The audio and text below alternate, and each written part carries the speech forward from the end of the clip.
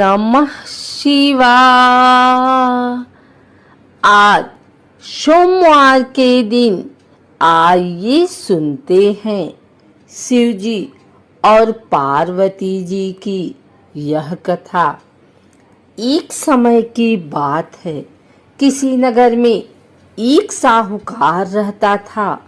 उसके घर में धन की कोई कमी नहीं थी, लेकिन उसकी कोई संतान नहीं थी।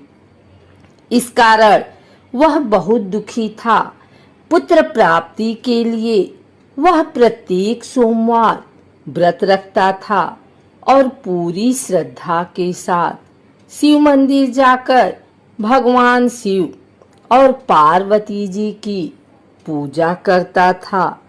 उसकी भक्ति देखकर एक दिन माँ पार्वती प्रसन्न हो गई और भगवान शिव से उस साहूकार की मनोकामना पूर्ण करने का आग्रह किया। पार्वती जी की इच्छा सुनकर भगवान शिव ने कहा कि हे पार्वती, इस संसार में हर प्राणी को उसके कर्मों का फल मिलता है और जिसके भाग्य में जो है उसे भोगना ही पड़ता है। लेकिन पार्वती जी ने साहूकार की भक्ति का मान रखने के लिए उसकी मनोकामना पूर्ण करने की इच्छा जताई। माता पार्वती के आग्रह पर शिव जी ने साहूकार को पुत्र प्राप्ति का वरदान तो दिया, लेकिन साथ ही यह भी कहा कि उसके बालक की आयु केवल 12 वर्ष होगी। माता पार्वती और भगवान शिव की बातचीत को साहूकार सुन रहा था। उसे ना तो इस बात की खुशी थी और ना ही दुख। वह पहले की भांति शिव जी की पूजा करता रहा। कुछ समय के बाद साहूकार के घर एक पुत्र का जन्म हुआ। जब वह बालक 11 वर्ष का हुआ तो उसे पढ़ने के लिए काशी भेजा गया। साहूकार ने पुत्र के मामा को बुलाकर उसे बहुत सारा धन दिया और कहा कि तुम इस बालक को काशी विद्या प्राप्ति के लिए ले जाओ और मार्ग में यज्ञ कराना।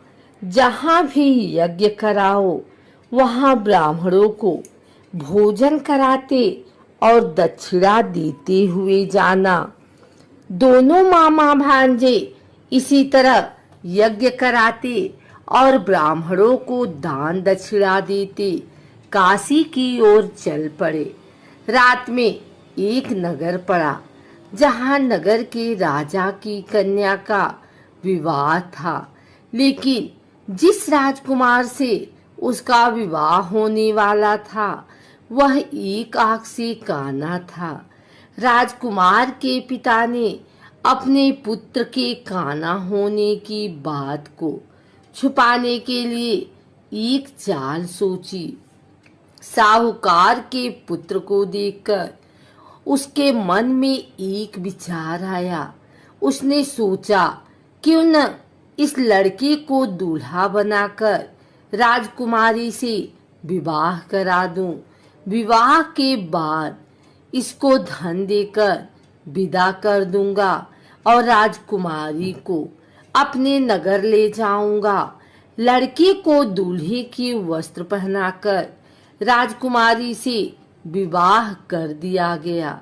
लेकिन साहूकार का पुत्र ईमानदार था। उसे यह बात न्याय संगत नहीं लगी। उसने अवसर पाकर राजकुमारी के चुन्नी के पल्ले पर लिखा कि तुम्हारा विवाह तो मेरे साथ हुआ है, लेकिन जिस राजकुमारी के संग तुम्हें भेजा जाएगा वह एक आंख से काना है। मैं तो काशी पढ़ने जा रहा हूँ। जब राजकुमारी ने चुन्नी पर लिखी बातें पढ़ी तो उसने अपने माता पिता को यह बात बताई। राजा ने अपनी पुत्री को विदा नहीं किया, जिससे बारात वापस चली गई। दूसरी ओर साहूकार का लड़का और उसका मामा काशी पहुँचे और वहां जाकर उन्होंने यज्ञ किया। जिस दिन लड़के की आयु 12 साल की हुई, उसी दिन यज्ञ रखा गया। लड़के ने अपने मामा से कहा कि मेरी तबीयत कुछ ठीक नहीं है। मामा ने कहा कि तुम अंदर जाकर सो जाओ। शिव जी के वरदानुसार कुछ ही देर में उस बालक के प्राण निकल गए। मृत भांजे को देख उसके मामा ने विलाप शुरू किया। संयोगवश उसी समय शिवजी और माता पार्वती उधर से जा रहे थे। पार्वती ने भगवान से कहा, स्वामी, मुझे इसके रोने के स्वर सहन नहीं हो रहा।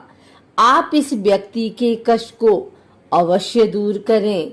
जब शिवजी मृत बालक के समीप गए तो वह बोले कि यह उसी साहूकार का पुत्र है जिसे मैंने 12 वर्ष की आयु का वरदान दिया।